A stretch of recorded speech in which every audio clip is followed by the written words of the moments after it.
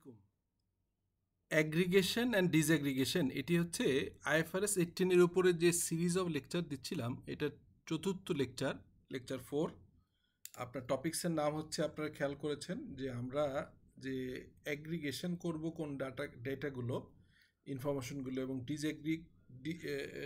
ডিসঅ্যাগ্রিগেশন করব কোনগুলো, সেটি IFRS 18 কীভাবে হচ্ছে গাইড করে সেটা আমরা দেখব। সো এটা হচ্ছে অ্যাজ ইউজুয়াল আপনাকে বলছিলাম গতকালকে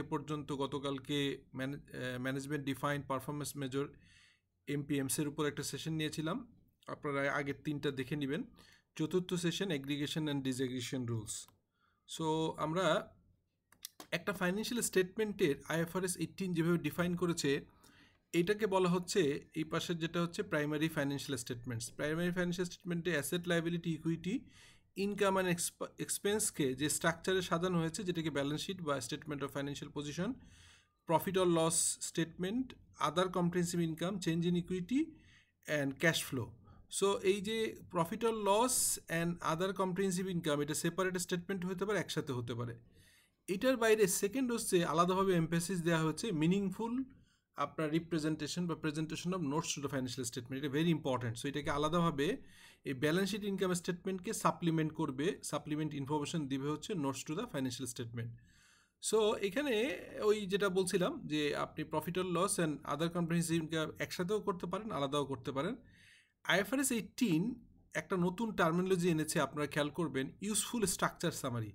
এই যে স্ট্রাকচারটা যে আপনার 5টা যে ফাইন্যান্সিয়াল স্টেটমেন্ট হবে এবং ক্যাটাগরিজ, আগের দিনে আপনার মনে আছে যে ক্যাটাগরিজ কীরকম হবে সেটা আমি বলেছিলাম। সেই ক্যাটাগরিজ অনুযায়ী কিন্তু আপনাকে এই যে category, operating category, investing category, financial category, এই ক্যাটাগরি অনুযায়ী ভাগ করাটাকেই হচ্ছে আমরা এখানে বলছি যে ইউজফুল ফাইন্যান্সিয়াল স্ট্রাকচার।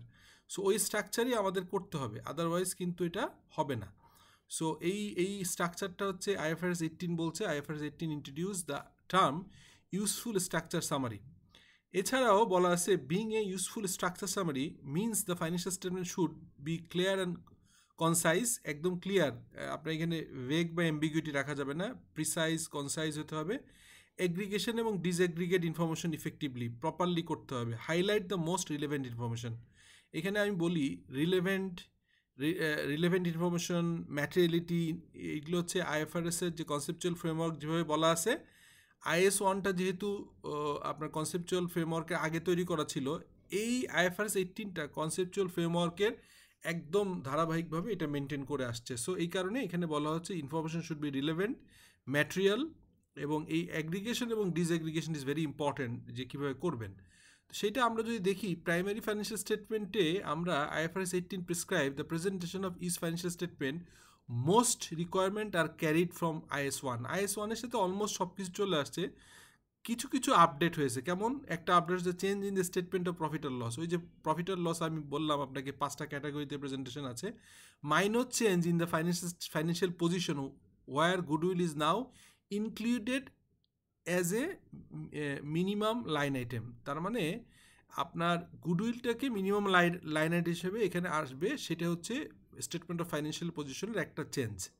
সো আমরা যদি আর একটু আগাই, দেখব যে প্রাইমারি ফাইন্যান্সিয়াল স্টেটমেন্টে entities can introduce additional subtotal. আপনি চাইলে এডিশনাল সাবটোটাল, ওই যে 5টা সাবটোটাল যে বললাম, এই যে 5টা যে ছিল, এই 5টার বাইরেও কিন্তু আপনি চাইলে আরও করতে পারবেন। এখানে নিয়ে কিন্তু কোনো অসুবিধা নেই। যে 5টা সাবটোটাল ছিল, অর্থাৎ এখানে যে দেখিয়েছিলাম আপনাদেরকে, এই যে ইনকাম ফ্রম আপনার হচ্ছে এই 5টা সাবটোটাল যে ছিল আপনার হচ্ছে অপারেটিং ক্যাটাগরি, ইনভেস্টিং, ফাইন্যান্সিং, আর নিচের যেটা সাবটোটাল ছিল income, taxes and discontinue operation. এই যে প্রফিট ফ্রম কন্টিনিউইং এবং ডিসকন্টিনিউ সহ আর একটা প্রফিট। তো এই লাইন আইটেমের বাইরেও আপনি কিন্তু চাইলে আরও বাড়াতে পারবেন। সো লাইন আইটেম বাড়ানোটাকে এখানে অ্যালাউ করা আছে, হ্যাঁ, বাট ডেফিনেটলি রিলেভেন্ট হইতে হবে, রিলেভেন্ট ইনফরমেশন হইতে হবে, এটা ইম্পর্ট্যান্ট। সো বলা হচ্ছে যে comply the minimum line item prescribe by IFRS standard. Reflect materiality, already বলছি যে ম্যাটেরিয়াল ইনফরমেশনগুলো আসলে ফেসে আসতে হবে এবং লাইন আইটেম আকারে আসবে। ইমম্যাটেরিয়ালগুলো আসলে একসাথে আমরা অ্যাগ্রিগেট করব, সেটা একটু পরে দেখাবো। Contribute contribute to creating useful structure summary for users. ওই যে বললাম যে একদম আগের মতো ভেগ থাকা যাবে না, specific income statement, balance sheet এবং নোটগুলো খুব স্পেসিফিক, ক্লিয়ার, কনসাইজ হইতে হবে। Presented not more prominently than the required by IFRS standard, IFRS accounting standard. যেখানে আইএফআরএস অ্যাকাউন্টিং স্ট্যান্ডার্ড যেখানে আপনাকে প্রমিনেন্টলি প্রেজেন্ট করতে বলছে না, সেটাকে আপনি প্রমিনেন্ট করতে পারবেন না। অর্থাৎ আপনি চাইলেই এই যে 5টা হেড একটুকে দেখালাম, ওই 5টা হেডের বাইরে আরেকটাকে আপনি বোল্ড করে আলাদাভাবে প্রেজেন্ট করবেন, এটা কিন্তু অ্যালাউড না। আপনি লাইন আইটেম বাড়াইতে পারবেন, মিনিমাম লাইন আইটেম যেহেতু বলা আছে, লাইন আইটেম বাড়াইতে পারবেন, কিন্তু আপনার এখানে প্রমিনেন্টলি প্রেজেন্ট করা যাবে না।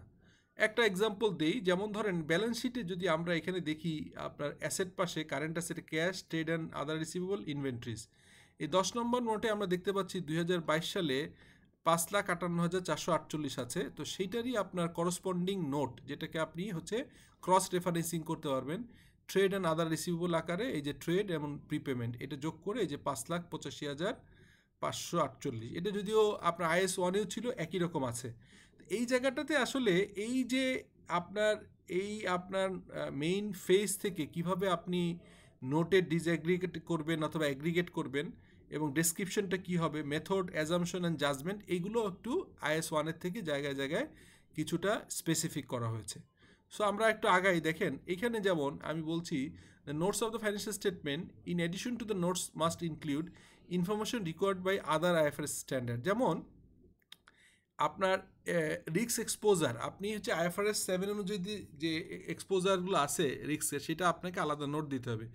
এডিশনালি আপনি যদি কন্টিনজেন্ট লাইবিলিটি থাকে IS 37 অনুযায়ী, এখানে যেমন দেখা যাচ্ছে যে একটা কোম্পানি তাদের কাস্টমারের একটা হচ্ছে লসের একটা আপনার লিটিগেশন হইতে পারে, সেই লিটিগেশনে প্রবাবল কন্টিনজেন্ট লাইবিলিটি হচ্ছে 50,000 কারেন্সি, সেটা কিন্তু IS 37 অনুযায়ী আনতে হবে। একইভাবে আবার events after the end of the reporting period IS 10 অনুযায়ী কিন্তু এখানে আপনার ম্যাটেরিয়াল এবং আপনার ইম্যাটেরিয়াল যে ইস্যুটা আছে সেটা হচ্ছে আপনার এটা কি ম্যাটেরিয়াল ইভেন্ট হিসেবে আপনার রিপোর্টিং পিরিয়ডের রিপোর্টিং ডেটে এক্সিস্টেন্স যদি থাকতো, তাহলে আপনি এখানে নোট দিবেন কি দিবেন না, এই বিষয়গুলো আপনার ক্লিয়ার করতে হবে। সো এইভাবে প্রত্যেকটা ক্রস রেফারেন্সিং থাকতে হবে। সো এটা IS1-এর সাথে অলমোস্ট সেম আছে। এখানে IFRS 18 একটা কথা বলছে যে notes of the financial statement, আমরা যেমন face of the financial statement অর্থাৎ profit or loss and comprehensive income balance sheet যেটা আছে, সেখানে যেমন ম্যাটেরিয়াল ইমম্যাটেরিয়াল ভাগ করি, নোটের ক্ষেত্রেও আপনাকে কিন্তু ম্যাটেরিয়াল ইমম্যাটেরিয়াল ভাগ করতে হবে। ইমম্যাটেরিয়াল জিনিস আপনি বেশি এমফ্যাসিস দেওয়া যাবে না। Just like the primary financial statement, entities are not required to disclose information in the notes unless it is material. Immaterial জিনিসগুলো আপনি তথ্য দিয়ে আপনার ইউজারকে কনফিউজ করতে পারবেন, আপনি ম্যাটেরিয়াল জিনিসগুলোকে আনতে হবে। সেই ম্যাটেরিয়ালটা কীরকম, এখানে বলা আছে যে IFRS 18 establish clear principle to guide entities in the deciding whether to aggregate, কোনগুলো একসাথে করবেন আর কোনগুলো ডিসএগ্রিগেট ইনফরমেশন, এটা হচ্ছে আপনার IFRS 18-এ ক্লিয়ার বলা আছে। 1 নম্বরে যদি দেখি অ্যাগ্রিগেশন, এইটা হচ্ছে মেইন টপিকস, আপনারা একটু খেয়াল করেন। Aggregate item with similar characteristics, একই ধরনের ক্যারেক্টারিস্টিক্সকে আইটেমগুলো একসাথে রাখবেন। লেটসে ফ্যাক্টরির যদি হচ্ছে যে ফ্যাক্টরির যদি আপনার এখানে সিকিউরিটি গার্ড থাকে, 3টা জায়গায় যদি 3টা কোম্পানির থেকে নেন এবং 3টা লোকেশনে যদি আপনার সিকিউরিটি গার্ড থাকে, সেই খরচগুলো একসাথে অ্যাগ্রিগেট হবে, কারণ একই সিমিলার ক্যারেক্টারিস্টিক্সের জন্য। ডিসঅ্যাগ্রিগেট আইটেম উইথ ডিসসিমিলার ক্যারেক্টারিস্টিক্স, যদি আলাদা আলাদা হয়, যেমন ধরেন সেলস মার্কেটিংয়ের খরচগুলো আলাদা অথবা ডিফারেন্ট নেচারের ক্যারেক্টারিস্টিক্সের যদি হয়, তাহলে ডিসঅ্যাগ্রিগেট করতে হবে, একসাথে করতে পারবেন না। In the financial statement, we aggregate or disaggregate to provide useful structure summaries. এই যে একটু আগে বললাম যে আপনি হচ্ছে কোনটা ম্যাটেরিয়াল কোনটা দিলে ইউজাররা কনফিউজড হবে না, প্রপার ইনফরমেশন পাবে, ইউজার ফ্রেন্ডলি হবে, সেইটাকে বিবেচনা রেখে আপনার ইউজফুল স্ট্রাকচারকে মাথায় রেখে আপনার সিমিলারিটি এবং ডিসিমিলার অনুযায়ী সিমিলারগুলোকে অ্যাগ্রিগেট এবং ডিসিমিলারগুলোকে ডিসঅ্যাগ্রিগেট করে আলাদাভাবে প্রেজেন্ট করতে হবে। 4 নম্বরে বলছে in the notes we aggregate or disaggregate to provide material information related to the financial statement in line with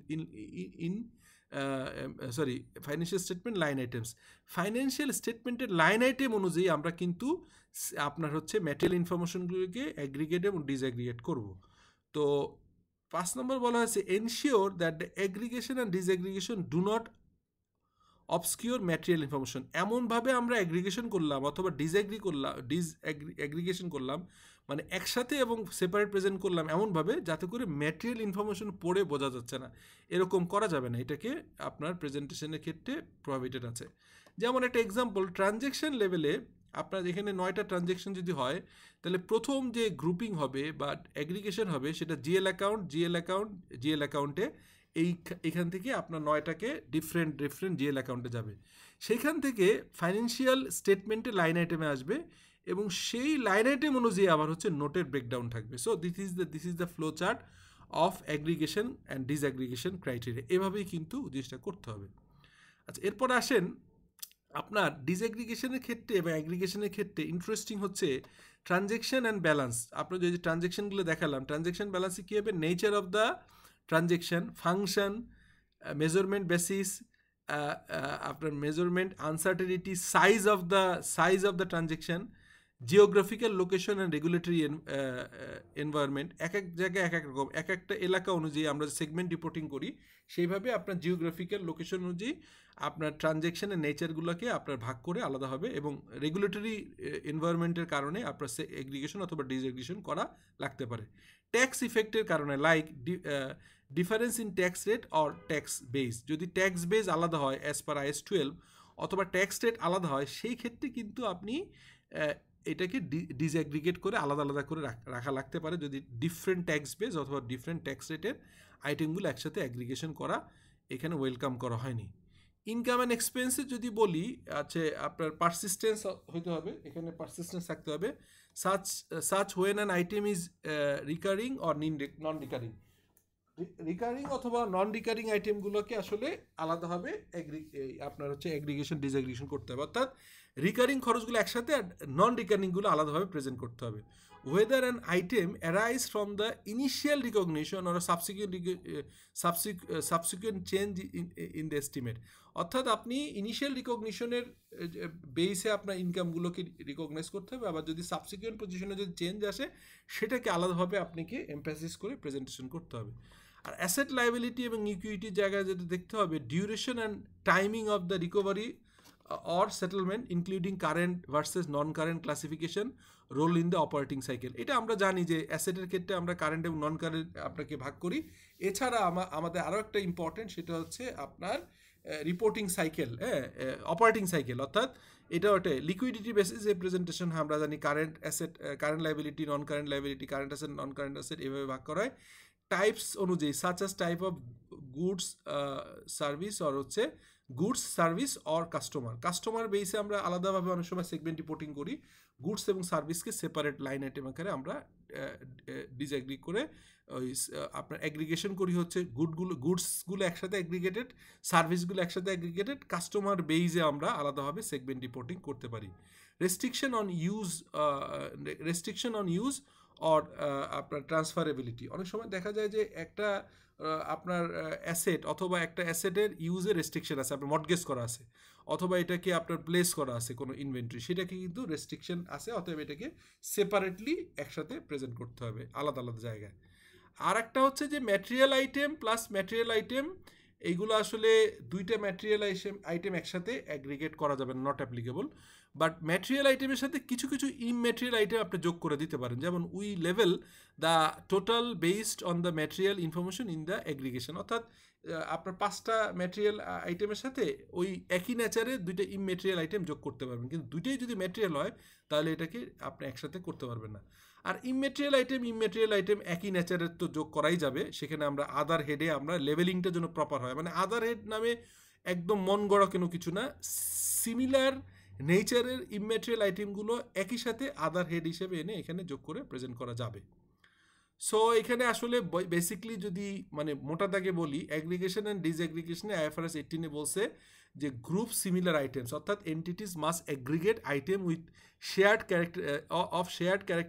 characteristics into single line item, একই ধরনের ক্যারেক্টারিস্টিক্স একই ধরনের নেচারগুলো একসাথে রাখতে হবে। Separate dissimilar items with dissimilar characteristics should be disaggregate and presented separately, আলাদা আলাদা আপনার ডিফারেন্ট নেচারগুলো একসাথে আপনি আনবেন না, এটাকে সেপারেটলি প্রেজেন্ট করতে হবে। কনসিডার ক্যারেক্টারিস্টিক, অবশ্যই when classifying considering characteristics such as আপনার পারসিস্টেন্স, লাইক হচ্ছে কারেন্ট নন কারিং আলাদা করতে হবে, মানে রিকারিং এবং নন রিকারিং এটাকে আলাদাভাবেই রাখতে হবে। একটা খরচ প্রতিদিনই হয়, এই রিকারিং খরচগুলো একরকম, আর কোনো একটা 3 মাস 6 মাস পরে হয়, এই নন রিকারিংগুলো আলাদাভাবে করতে হবে to ensure the resulting summary is useful. Meaningful level, ওই যে আদার যে বললাম, আদারের একটা মিনিংফুল হইতে হবে। Avoid using vague level like other, এভাবে আন্দাজে একটা আদার দিয়ে সবগুলো একসাথে যোগ করতে পারবে না। If aggregation is used for immaterial item the level should be precise as possible. যেমন ধরেন আদার অপারেটিং এক্সপেন্স, আদার অপারেটিং এক্সপেন্স একসাথে রাখতে পারেন, আদার নন অপারেটিং এক্সপেন্স একসাথে রাখতে পারেন, এরকম করে আপনাকে মিনিংফুল লেভেলিং করতে হবে। সো যদি একদম কি পয়েন্ট, লার্নিং পয়েন্ট বলি, financial statements are useful structure summary. অর্থাৎ ফাইন্যান্সিয়াল স্টেটমেন্ট আমরা আসলে এখানে একটা ইউজফুল স্ট্রাকচার সামারি অনুযায়ী আসতে হবে, যেভাবে আমি বললাম ক্যাটাগরি ওয়াইজ।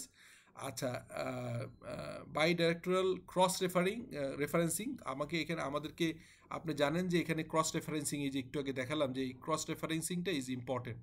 এই যে এরকম করে ক্রস রেফারেন্সটা করতে হবে, ক্রস রেফারেন্সিং যেহেতু করা যেতে পারে সেভাবেই হচ্ছে আমরা ফাইন্যান্সিয়াল স্টেটমেন্ট প্রেজেন্ট করব। এর বাইরে অ্যাগ্রিগেশন আর ডিসঅ্যাগ্রিগেশন রুলটা এখানে ক্লিয়ার বলা আছে যে সিমিলার এবং ডিসিমিলার, রিকারিং নন রিকারিং এভাবে আলাদা করতে হবে। এক্সপেন্ডেড গাইডলাইন্স অন লেভেলিং আদারের ক্ষেত্রে useful of others in the FS and note এবং এফএসে আদার নামে কিছু দিতে গেলে সেখানেও খুঁজতে হবে। একটু যেমন বলছিলাম যে আদার অপারেটিং এক্সপেন্স, সেভাবে যদি লেখেন তাহলে হচ্ছে আদার নন অপারেটিং এক্সপেন্স। হ্যাঁ, এরকম করে আপনার আদারটাকেও মিনিংফুলভাবে সাজাতে হবে। So thank you for being with me. আরও 3টা প্রেজেন্টেশন থাকবে, আজকে 4th। হোপফুলি এটা আপনাদের উপকারে দিচ্ছে। আপনারা যদি এখান থেকে কোনো ক্লিয়ার গাইডলাইন পান, উপকার পান, জানাবেন ইনশাল্লাহ। আমি চেষ্টা করব যে আপনাদের অ্যান্সারগুলো দেওয়ার জন্য। যদি কোনো কোশ্চেন থাকে এই ভিডিওগুলোর, যে 4টা ভিডিও অলরেডি দিয়েছি IFRS 18-এর উপর, সেটার প্রেজেন্টেশনের নিচে কমেন্ট সেকশনে আপনারা যদি কোশ্চেন করেন আমি অ্যান্সার দেওয়ার চেষ্টা করব। থ্যাংক ইউ, টেক কেয়ার, আসসালামু আলাইকুম।